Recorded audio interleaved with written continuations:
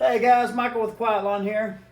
So we talked about how to build your business to where you can work, only a few hours a week if you want to. Why you would want to build a business that runs itself, all the benefits.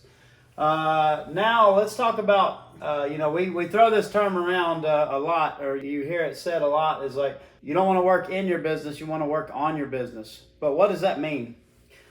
Here's what I mean by working on your business. Because when I say I work in my business less than an hour a week, in the office, in the field, that doesn't mean that I'm not putting any time towards my business.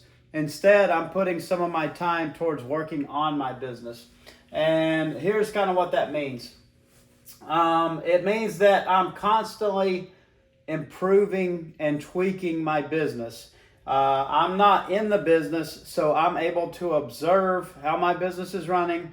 I'm able to see areas that we need to improve in, systems we need to tweak, things we need to change, and I'm able to have that outside perspective or that overview of my business because I'm not stuck in it, to where I'm able to implement changes constantly to improve what we're doing. So I'm able to put systems in place for things. I'm able to look at my business, how it runs, all the parts, see what's breaking, see what could use improvement, and I'm able to implement little systems into that to actually make things better. One big thing that I spend a lot of my time on is growing as a person, growing as a leader, growing my personal knowledge of the business, the technical side, the business aspect, the leadership aspect, growing yourself to grow your business. Because, you probably heard this said by a lot of people, but your business can only grow as big as you are. That is the bottleneck in your business, or the lid in your business. And if your business is stalled out and it's not growing, it's only because of you. It's because some set of skills that you haven't acquired yet. You haven't learned to put systems in place.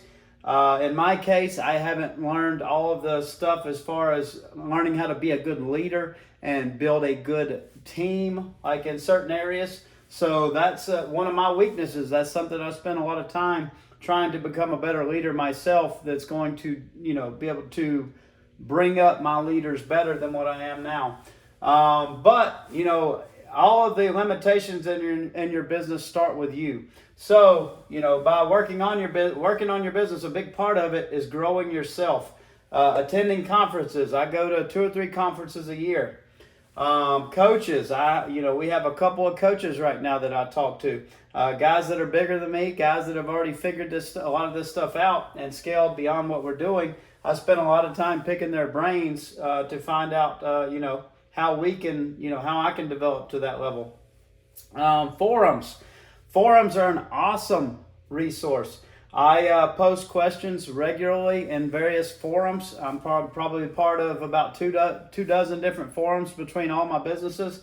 And anytime I have an issue, it's much smarter for me to spend 10 minutes posting about that issue, getting feedback from sometimes dozens of other companies, than it is for me just to try to figure that problem out myself and spend the next several months, probably waste a bunch of money, make a bunch of mistakes, and then come to that conclusion myself. I can just ask people what their opinions are, people that have already been in that situation.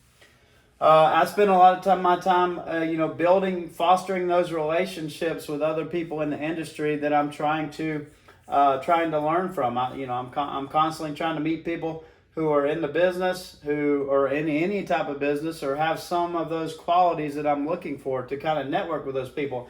And also, they say you are who you the average of the 5 people that you hang out with. So if you're hanging out with other successful people, other successful leaders, there's a good chance that you're not going to be far behind them.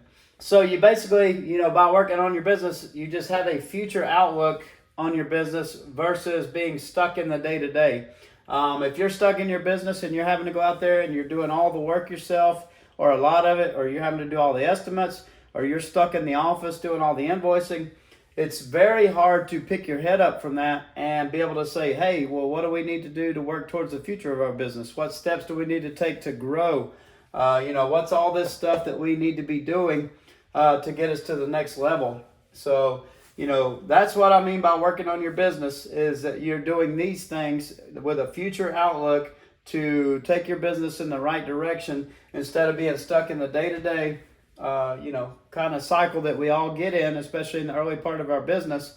The step you need to take, I guess most of us have a backward outlook. We're like, hey, when my business gets to a certain point, then I'm going to have time to do all this stuff. And then I'm going to have time to focus on this continual improvement that is putting these systems in place, going to these conferences.